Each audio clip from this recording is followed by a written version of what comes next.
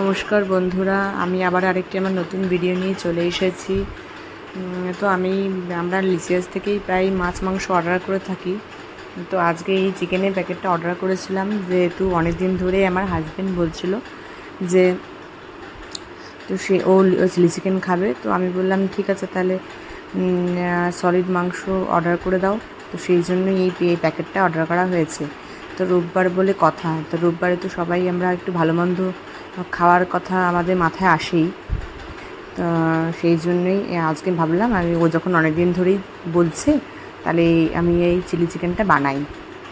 তো এই জন্য মাংসটাকে ভালো করে ধুয়ে নিয়ে, আর পিসগুলো দেখছি বড় বড়ই দিয়েছে, ধুবো বলেই নিয়েছি আর কি। মাংসটা দেখছি অনেক বড় বড়ই পিস দিয়েছে, তাই সেগুলোকে এবার মাঝখানে দুটুকরো করতে হবে আমাকে, কারণ এত বড় বড় পিস দুটো টুকরো করলে তাহলে আর একটু বাড়বে আর কি। তো ভালোই আছে, সলিড মাংসই দিয়েছে। তো ধুয়ে এটাকে ভালো করে আমি ম্যারিনেশন করব। তো ধোবো বলেই ওটাকে ভালো করে দেখে নিচ্ছি কোথায় কী আছে। তো এই দেখো আমার ধোয়া হয়ে গেছে। যেহেতু আমি নতুন নতুন ভিডিও করছি, তো ভিডিও করতে গিয়ে এদিকে রান্না আমার অনেক লেট হয়ে যাচ্ছে, যেহেতু এদিকে ক্যামেরা কীভাবে ধরবো সেটাই বুঝতে পারছি না। একবার এইটা করছি, আবার পজ করছি, আবার রান্নার দিকে করছি, মানে দুটোই যেন হজবড় হয়ে যাচ্ছে, মানে আমি টোটালি কনফিউজড। এদিকে ঘরের বাকি কাজও আছে, যেমন পুজো দেওয়া, এদিকে রান্না করতেই যদি এত দেরি হয়ে যায় তাহলে সেই কাজগুলো আবার আমার লেট হয়ে যাচ্ছে। তো যাই হোক, কথা বলতে বলতে এর মধ্যে আমি অল্প করে নুন দিয়ে দিয়েছি, যেহেতু নুন তো দিতেই হবে টেস্টের জন্য। তো দিয়ে দিয়েছি অল্প করে, তোমার লেবু চিপে দিয়ে দিয়েছি, বাড়িতে লেবু ছিল, ভিনিগার দিলেও হবে, লেবু চিপে দিয়েছি। তো লেবু দিলে একটু টক হবে না। অল্প করে দিয়েছি ব্ল্যাক পেপার, মানে কালো মরিচ দিয়েছি। আর এখানে সোয়া সস আমার বাড়িতে ছিল, তো সোয়া সসের একটু সোয়া সস দিয়েছি, আর একটা ডিম ভেঙে দিয়েছি।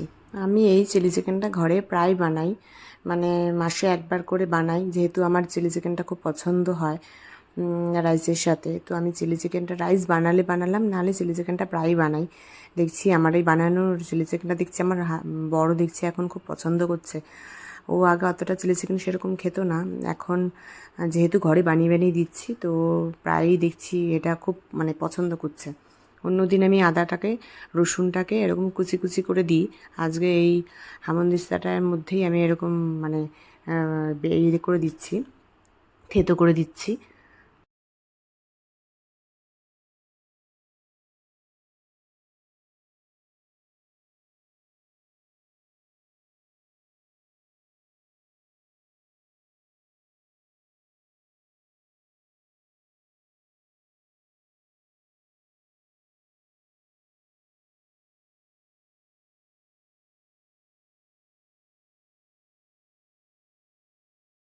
তো কথা বলতে বলতে ডিমটা দিয়ে দিয়েছি, এর মধ্যে সোয়া সস দিয়েছি, যার ফলে এরকম কালো কালো দেখাচ্ছে, আর ডিম ভেঙে দিয়েছি।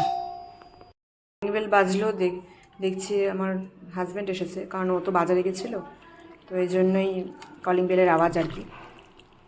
এবার আমি এটাকে চটকে চটকে ভালো করে মেখে নিই। এর মধ্যে কর্নফ্লাওয়ারও দিয়েছি, যার ফলে এরকম সাদা সাদা দেখাচ্ছে। লেবুটা দিলে বেশ টকটক হয়, ভালোই হয়। আর আদা রসুন তো দিতেই হবে, আদা রসুন দিলে তাহলে একটা দারুণ গন্ধ ছাড়ে আর কি। মাংস বলে কথা, আদা রসুন না দিলে হবে না।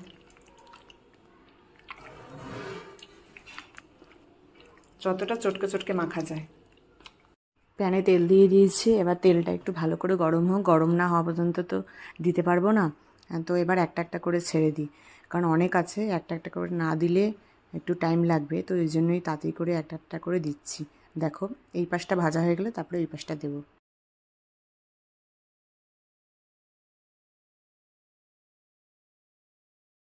রান্না করব না ভিডিও করব মাঝে মাঝে ভুলেই যাচ্ছি। তো এই পাশটা আরেকবার দিয়ে দিয়েছি। তো দেখো এই যে এরকম হয়েছে, পকোড়াগুলো বেশ সুন্দর লাগছে দেখতে। আসলে অভ্যাস নেই, তো এই জন্যই মাঝে মাঝে অর্ধেক ভিডিও করছি, অর্ধেক ভিডিও করছি না, মানে স্কিপ করে চলে যাচ্ছি। তো যাই হোক, প্রথম প্রথম তো এই জন্যে এরকম হচ্ছে আর কি। অর্ধেক ভিডিও করছি আর মাঝে মাঝে ভুলে যাচ্ছি, যেগুলো মনে থাকছে সেগুলো করছি, আর যেগুলো মনে থাকছে না সেগুলো আবার করছি না। তো লঙ্কা কেটেছি, দেখো এই লঙ্কাগুলো এমনি ঝাল, আবার চিড়ে চিড়ে দিয়েছি, জানি না কত ঝাল হবে, টেস্ট করে দেখবো, যদি ঝাল হয় তাহলে আবার কমিয়ে দেবো। মানে রান্না করতে করতে আর কি এটা দেখবো আর কি কেমন হচ্ছে। বুঝতে পারছি না, এমনি তো আমরা ঝাল খাই না, তার মধ্যে কত লঙ্কা দিয়েছি। আরও লঙ্কা নিয়েছিলাম, তো এই লঙ্কাগুলো এত ঝাল না, যেমন মোটা মোটা দেখতে আর কি লম্বা দেখো, ভীষণ ঝাল। বুঝতে পারছি না দেবো কি দেবো না, ভাবছি আরও কমিয়ে দিই। ঝাল হলে আবার আমার হাজব্যান্ড খেতেই চাইবে না। সবজি কেটেছিলাম, পেঁয়াজ, ক্যাপসিকাম আর কাঁচা লঙ্কা, এগুলো সব দিয়ে দিয়েছি। তার আগে আদা রসুন ছোটো ছোটো বারিক বারিক করে কেটেছি, তো সেইগুলোকে ভেজে নিয়েছি অল্প করে লাল লাল করে।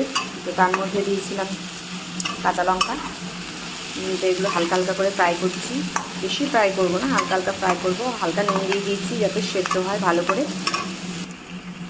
সোয়া সস আর কেচাপটা দিয়েছি, এবার হালকা হালকা ফ্রাই করে দিচ্ছি। ভালোই কালার এসেছে।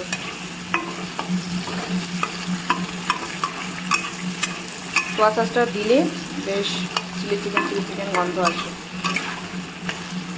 হালকা হালকা ফ্রাই করে নামিয়ে নিয়েছি।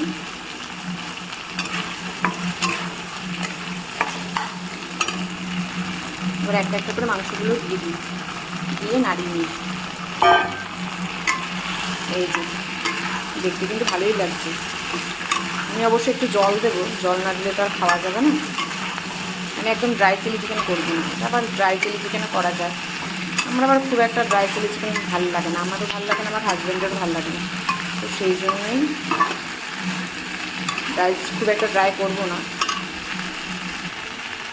চলো তাহলে আজকের ভিডিওটা এইটুকুই। আমার যদি ভিডিওটা ভালো লেগে থাকে একটা করে লাইক করে দিও, শেয়ার করে দিও, আর পেজটাকে বেশি বেশি করে একটু ফলো করে দিও। ততক্ষণের জন্য তোমরা ভালো থাকো, সুস্থ থাকো, টাটা।